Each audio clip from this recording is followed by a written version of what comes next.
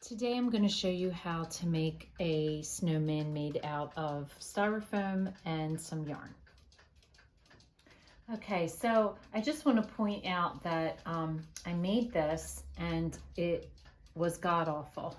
It took me so long to complete and it didn't turn out the way that I had hoped, but I love him. I think he's so cute. So I made a little bit of an adjustment. These were made with pipe cleaners and I liked how it was like straight around, but it just was so difficult to work with that I would never encourage you to do the same. But I liked how he turned out, so we made a minor adjustment. So instead of pipe cleaner, I'm going to use the Chenille material instead. So I bought this at Michael's. The other two things that you need is a styrofoam ball for the head, and this is 3.8 inches, a cone, which this is a number 9 cone, which is 3.7 by 8.9 inches, some orange paint, some tacky glue, a lot of tacky glue because we're going to use a lot of it. Some people like Mod Podge. I don't like the smell of Mod Podge, and I think that the tacky glue is stronger. So if you want to try it with Mod Podge, you can. A piece of ribbon for around his neck, a sock that I got at the dollar store. This one's just plain blue. A couple buttons, 2 buttons for here and for his eyes. A snowflake, again, I got these at the dollar store a couple years ago.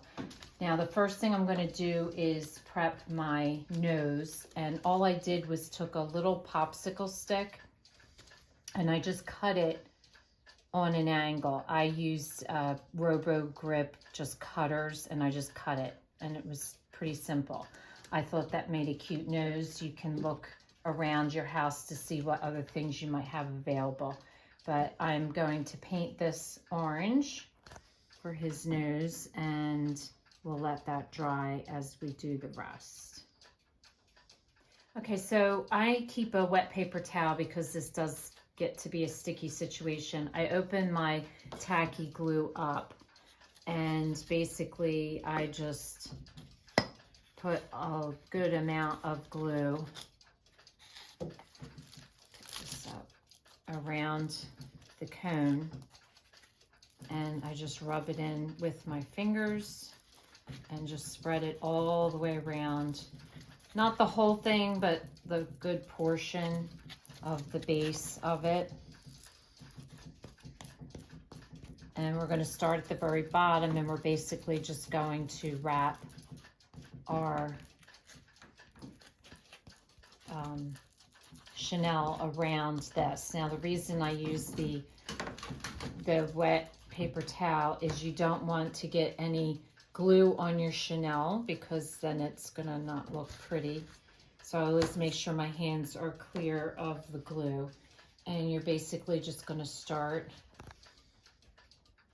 at the bottom. Once you get it started, once you get that first round around the base, it goes pretty easy. So just loop it around and then just keep circling around, making sure that it stays close. So angle it kind of down like this, so that way it naturally falls right on top of the other. And you just want to make sure you have no separation. You're just going to keep doing this all the way around. Once you get to where you stopped glue, you're going to add more glue and just keep wrapping until you get to the top. So now the next step after you've covered his body is I'm going to hot glue his ball to the head to here. I prefer to do that first because if you put the fabric on here and then you go to hot glue it, it may be too much of a strain and it'll pull away.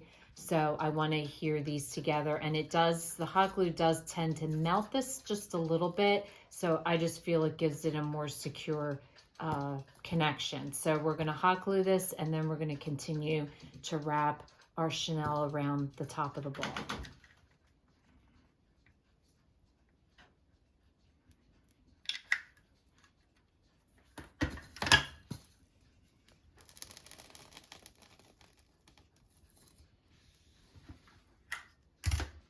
So you're gonna do the same technique on the head. You're just gonna put some glue, roll it, spread it around, and you're gonna start your chenille right at the edge of the ball, and you're just gonna wrap it around like you did on the body. Now, once you get past the center of the sphere, when you get towards the top, it gets a little bit more challenging to keep it close together. So I changed my technique a little bit, and I just go very slowly with the glue there and just press the yarn down to make sure that there's no separation. And so it just takes a little bit more time to do the top, but that's how you want to do it. So the next step is to tie the bow on, and you basically just do a knot, pull. I'm using wired ribbon, which is always easier to work with than regular ribbon, but you basically just make your loop and then tie it into a bow. So this is why I like the wired ribbon, because then you can shape it and it looks cute. Now you could do earmuffs, you could leave him plain. I'm choosing to put a hat on him, and I love these socks because you don't have to do anything to them except stick it on and make sure the heel is right there and it loops over, and you don't even have to sew it, cut it, stitch it. And we're going to glue a pom-pom on the bottom of his hat to decorate it. But it makes a really cute hat for a snowman. So the rest of his pieces are going to be put on with a hot glue gun. The first thing I'm going to put on is his snowflake. And it has a sticky back, but it's not, it'll come off really easy. So I always put an extra dab of hot glue and stick that on to his hat. The pom-pom, just do a dab of hot glue on the bottom and stick it to the toe of the sock. And then you're going to glue his 2 buttons on with hot glue as well.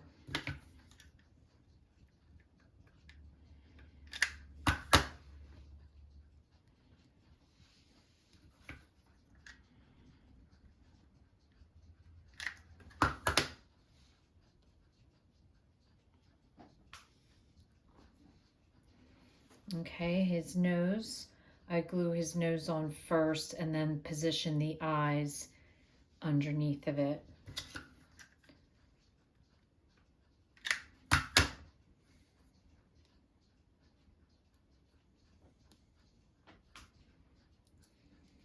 Putting the large eye on first.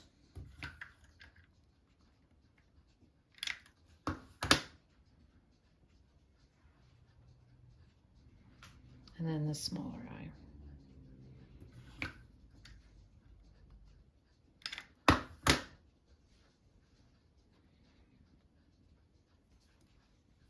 So hopefully it's getting cooler where you're at. I think this makes a cute decoration that will take you all the way through the winter months, way past the holiday season.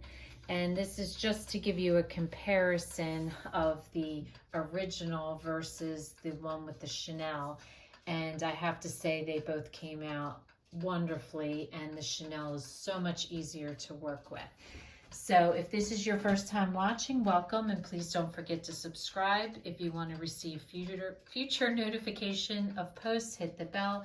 And if you like this video, please give us a thumbs up. Thanks for watching, and we'll see you again soon.